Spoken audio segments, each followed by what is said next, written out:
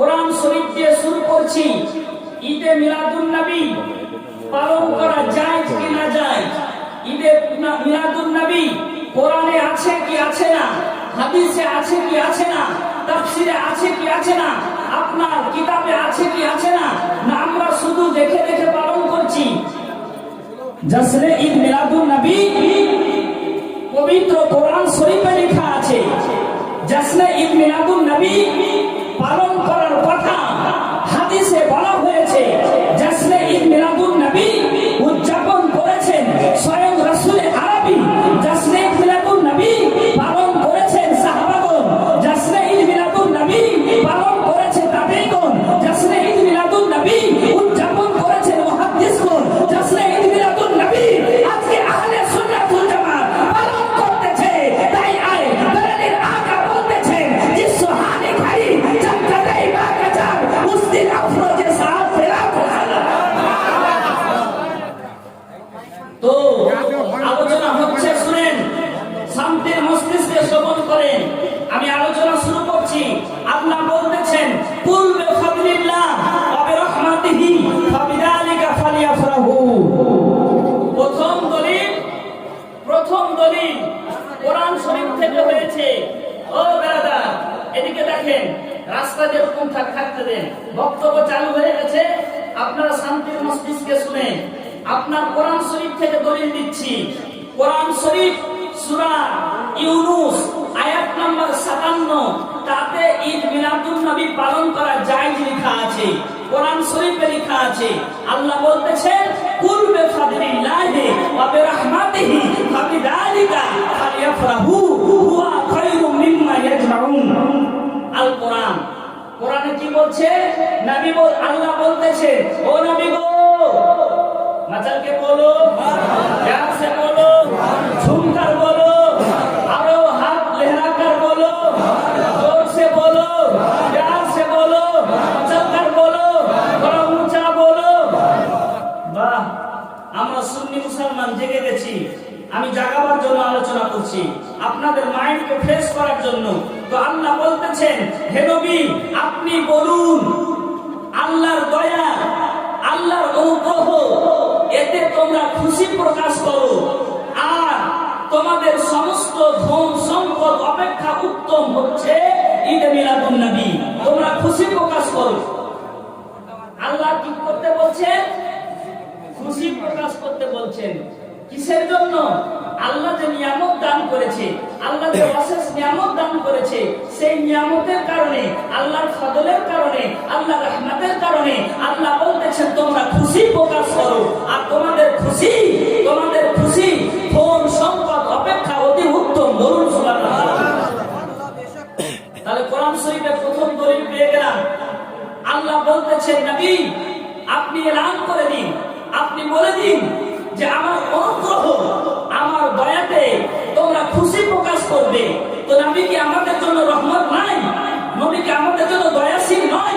তাহলে দয়া আমাদের সৃষ্টি করে রব্বে কায়নাত ইহসান করেনি, আমাদের সৃষ্টি করে রব্বে কায়নাত আপনার ইহসান করেনি, নবীকে সৃষ্টি করে আল্লাহ তাআলা ইহসান করে দিয়েছেন। নবী না আসলে আমি আসতাম না, নবী না আসলে আপনি আসতেন না, নবী না আসলে জমিন হতো না, নবী না আসলে মাকান হতো না, নবী না আসলে আসমান হতো না, নবী না আসলে আপনার আরশ কুরসি কোনো কিছু হতো না।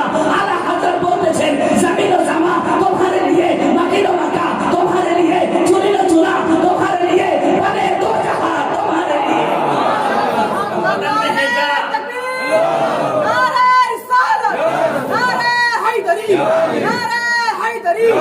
বিশ্বনবী জুলুসে নারে তাকবীর, জশ্নে ঈদ মিলাদুন নবী, সরকার কিয়ামত, সরকার কিয়ামত, দিলদার কিয়ামত, নারে তাকবীর, নারে রিসালাত। তো বলা হয়েছে, ডেকোরেটর ভাই আরেকটা মাইক্রোফোন দিন।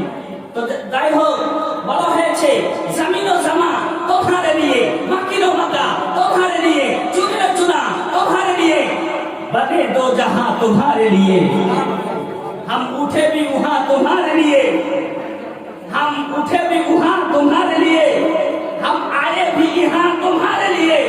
नबी गो তোমাকে সৃষ্টি না করলে খোদা কোনো কিছুকে সৃষ্টি করতো না।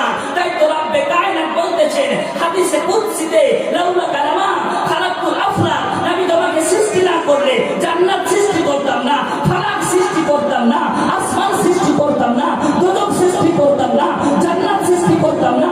তোমার সাথে আমি আসমান জগৎ, ইহজগৎ, পরজগৎকে সৃষ্টি করে দিয়েছি। আল্লাহ আরো বলতেছেন, হাবিব তোমাকে সৃষ্টি না করলে আমি আমার রব্বিয়াতকে প্রকাশ করতাম না।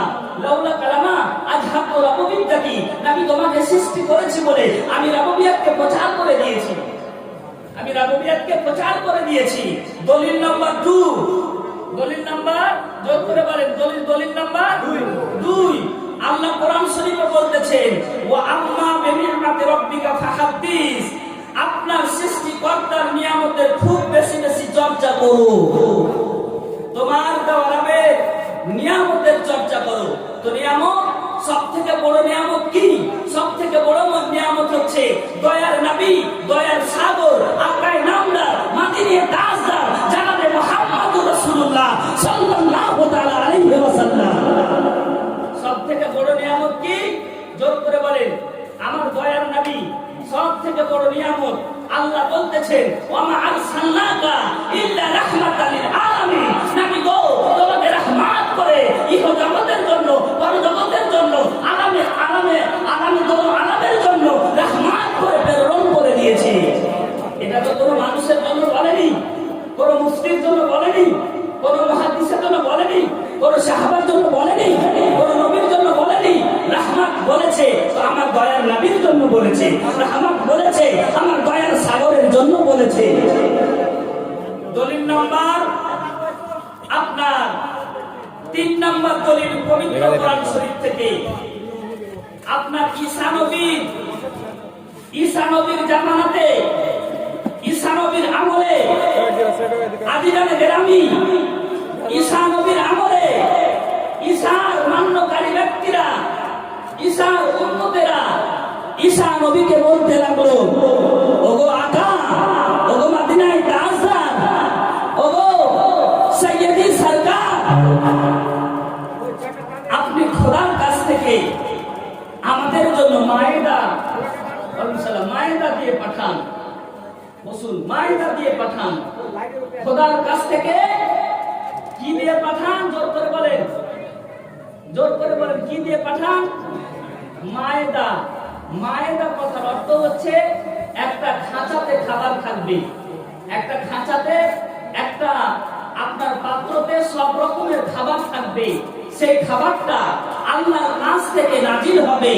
আর সেই সময় হযরত ঈসা আলাইহিস সালাম খাঁচা পূর্ণ খাবার আপনার পাওয়ার জন্য আল্লাহর কাছে দোয়া করেছিলেন। ক্বালা ঈসা ইবনে মারইয়াম, আল্লাহুম্মা রব্বানা আনজিল আলাইনা মায়েদাতাম ওয়া মায়েদাতাম মিনাস সামায়ে তাকুনু লানা ঈদান লিআউয়ালিনা ওয়া আখিরিনা।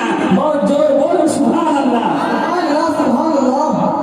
আল্লাহ আমার উম্মতের জন্য আমি দোয়া করছি, আকাশ থেকে খাবারকে বর্ষণ করে দাও, খাবার নাজিল করো, মায়েদা নাজিল করো। তো সঙ্গে সঙ্গে আল্লাহ খুশিতে উম্মতে ঈসার জন্য আল্লাহ আকাশ থেকে খাবার নামিয়েছিল। সেই সময় হযরত ঈসা বলতেছেন, ওই দিনটা আমরা খুশি প্রকাশ করে থাকি। তো নবী যেই দিন এসেছেন, ঈসা নবীর খাবার থেকে আমার নবীর দাম বেশি কিনা? ঈসা নবীর খাবার থেকে আমার রাসূলুল্লাহর দাম বেশি, ঈসা নবীর খাবার থেকে দয়ার নবীর দাম বেশি। তাই তো জশ্নে ঈদ মিলাদুন নবী পালন করা যায় যাচ্ছে, নেকির কাজ, রহমতের কাজ, বরকতের কাজ, দয়ার কাজ, এতে কোনো সন্দেহ নেই। এবার চলে যায় হাদিসের দিকে। মুসলিম শরীফ প্রথম খণ্ড হাদিস নাম্বার 795, ইবনে মাজাহ প্রথম খণ্ড হাদিস নাম্বার 552, তাতে লেখা আছে আহমদ বিন হাম্বল প্রথম খণ্ড হাদিস নাম্বার 191। একজন ঈসাই ব্যক্তি আরজ করতেছেন, ও ওমর ফারুক, আপনার নবীর জামানাতে, আপনার জামানাতে আল ইয়াউমা আকমালতু লাকুম দীনাকুম, ওয়া আল ইয়াউমা আকমালতু লাকুম দীনাকুম, দ্বীনের পরিপূর্ণতার ব্যাপারে আয়াতে কারিমা নাযিল হয়েছে। আল্লাহ ইঙ্গিত করেছে যদি আল্লাহ রাব্বুল আলামিন আমাদের আমার ঈসাই ধর্মের মধ্যে এরকম কোন দিনকে ধার্য করত, তাহলে আমরা খুশি প্রকাশ করতাম। বলুন সুবহানাল্লাহ। আপনার ঈসা নবী ঈসাই ব্যক্তি বলছে যে কোরআন শরীফ নাযিল হয়েছে, সেই দিনটাতে কি তোমরা খুশি প্রকাশ করো? যে আয়াতটা নাযিল হয়েছে, আয়াতটা পড়লাম, আল ইয়াউমা আকমালতু লাকুম দীনাকুম। বলুন সুবহানাল্লাহ। আপনারা শুনছেন না ঘুমিয়ে গেছেন? শুনছেন? কি পড়লাম? আল ইয়াউমা আকমালতু লাকুম দীনাকুম। এই আয়াতটা নাযিল হয়েছে, তো বলছে ঈসাই ব্যক্তি কি বলছে যে তোমরা কি খুশি প্রকাশ করছো? তোমার ফারুক বলছে না। তো ঈসাই ব্যক্তি বলছে আমাদের মধ্যে যদি